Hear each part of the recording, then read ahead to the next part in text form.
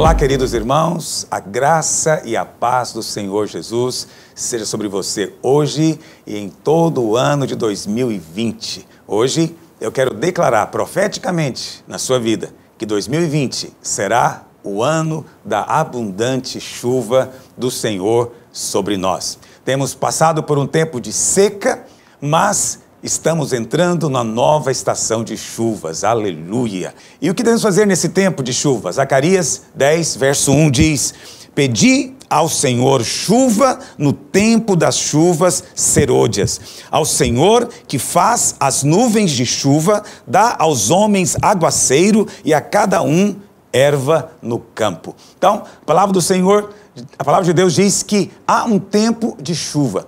As chuvas não caem todo o tempo. Existe um tempo determinado para elas. Portanto, conhecer o tempo é vital. Amém? Vital. Há duas palavras no grego que são traduzidas em português igualmente como tempo, que é cronos e kairos. Cronos nos fala do tempo contado pelo relógio, mas a palavra kairos, que também é traduzida como tempo em nossas Bíblias, tem um sentido um pouco diferente de cronos. Kairos significa o tempo de uma estação, ciclos, um tempo especial do favor de Deus. Eu creio que estamos entrando num tempo kairos, um tempo profético, um tempo especial, onde o favor e a graça de Deus serão derramados sobre nós. De tempos em tempos, nós desfrutamos de estações especiais e creio que estamos agora entrando numa dessas. Você reparou como Deus faz todas as coisas usando estações? Deus ordenou que as coisas em nossas vidas operassem por meio de ciclos. Você sabe, há pessoas que deixam passar a estação apropriada de Deus. Por quê? Porque não percebem o tempo da oportunidade. Nós louvamos ao Senhor, porque nós percebemos no mundo espiritual uma movimentação angelical. Aleluia. Já podemos sentir o cheiro da terra molhada. Peça chuva ao Senhor. É interessante que é tempo de chuva, mas ainda assim o Senhor quer que nós peçamos a chuva. Alguém vai dizer, mas pastor, vai chover de qualquer jeito, porque é tempo. Mas não é assim que funcionam as coisas espirituais. O Senhor quer que nós antes peçamos. Quando você pede, você libera fé. Portanto, não seja passivo. Esse é um tempo de nós nos apropriarmos. Você não vai nunca colher se você primeiro não semear. Semear, portanto, é se envolver. E como você sabe que é tempo de chuva, então lance a sua semeadura, porque você vai colher em abundância. E o texto diz que o Senhor vai dar as chuvas serôdias e as chuvas temporãs. Temporã e serôdia. O que significa isso?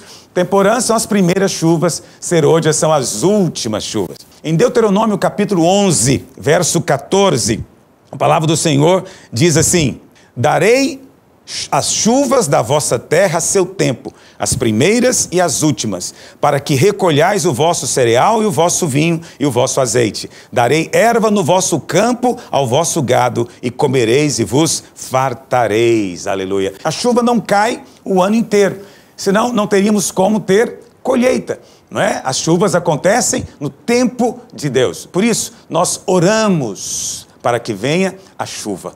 O ato de orar por chuva é justamente aquilo que nos diferencia das pessoas do mundo.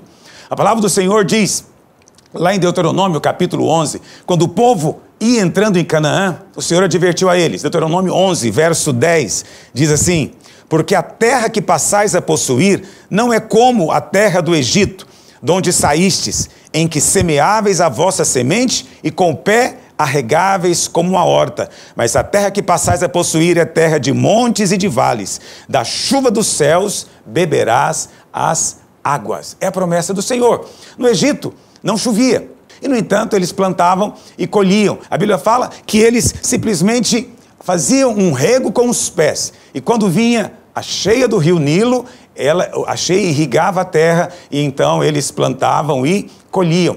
Portanto, no Egito, eles olhavam para o chão, não olhavam para o céu. Olhar para o chão significa olhar para a sua própria força, seu próprio esforço. Mas o Senhor diz que em Canaã eles iam plantar olhando para o céu, porque estariam aguardando a chuva de Deus. Quando nós olhamos para o céu, nós estamos demonstrando dependência de Deus. Então, as primeiras chuvas, elas eram para o plantio. Portanto, elas são para germinação. Mas as últimas chuvas são para manifestação da colheita. E a vontade de Deus é manifestar abundância entre nós de trigo, vinho e azeite. Veja, naquele tempo eles estavam no deserto. Sabe, no deserto havia sombra. A nuvem do Senhor fazia sombra. No deserto havia maná, havia água da rocha, mas não tinha chuva. Porque a chuva é só para quando estamos na posição que o Senhor tem para nós.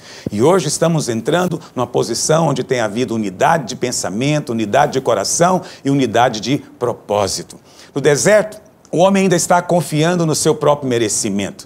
E essa é a única coisa que a lei faz. A lei traz sombra, mas ela nunca traz chuva. Pastor, mas ainda assim eu não consigo entender por que eu preciso de orar por chuva no tempo da chuva.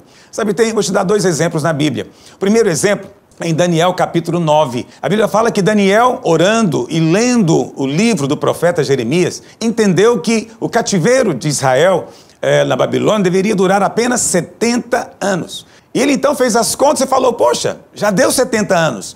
E a Bíblia fala então que quando ele entendeu isso, ele foi orar. Eu digo para você, esse é tempo de chuva. Peça chuva ao Senhor. Um outro exemplo está lá em Ezequiel, capítulo 37, verso 38, que diz assim: assim diz o Senhor Deus, ainda nisto permitirei que seja eu solicitado pela casa de Israel, que eu lhes multiplique os homens como um rebanho de santos, o rebanho de Jerusalém nas suas festas.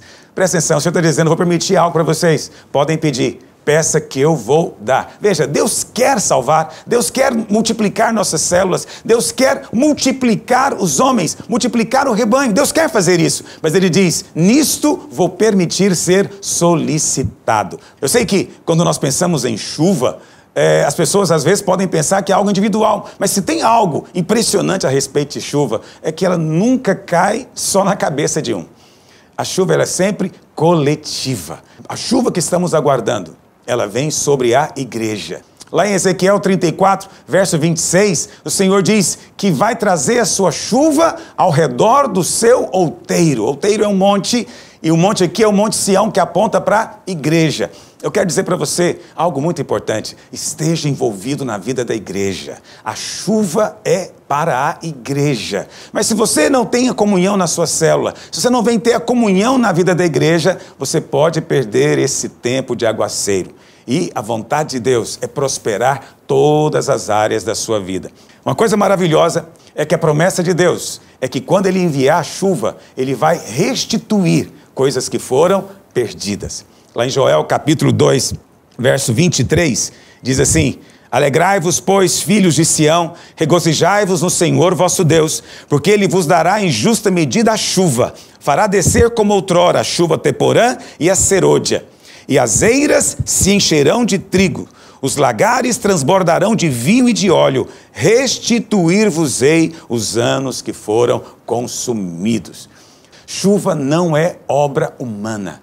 Nós apenas entramos e somos encharcados. E a promessa de Deus é que nessa chuva você será restituído. Deus quer para você suprimento e prosperidade. Mas quando eu falo prosperidade, não estou falando apenas dessa riqueza natural. A verdadeira riqueza é ter prazer, desfrute, vida abundante onde você está. Amém? O Senhor nesses dias vai trazer algo novo sobre você. Declare onde você está. 2020 é um ano de abundante chuva. Chuva do céu, e vai transbordar os nossos celeiros, do trigo, do azeite, do vinho. O trigo e o vinho apontam para o pão e para o cálice, apontam para as bênçãos da nova aliança, e o azeite aponta para o Espírito, o poder do Espírito, e aquilo que foi perdido será restituído. Erga os seus olhos para o céu. Nós não somos como no Egito, nós não plantamos olhando para baixo, nós plantamos olhando para cima, esperando a chuva de Deus. Nesse tempo de chuva, peça chuva em abundância e o Senhor vai te ouvir. Tenha um 2020 abençoado, encharcado da graça e do favor de Deus.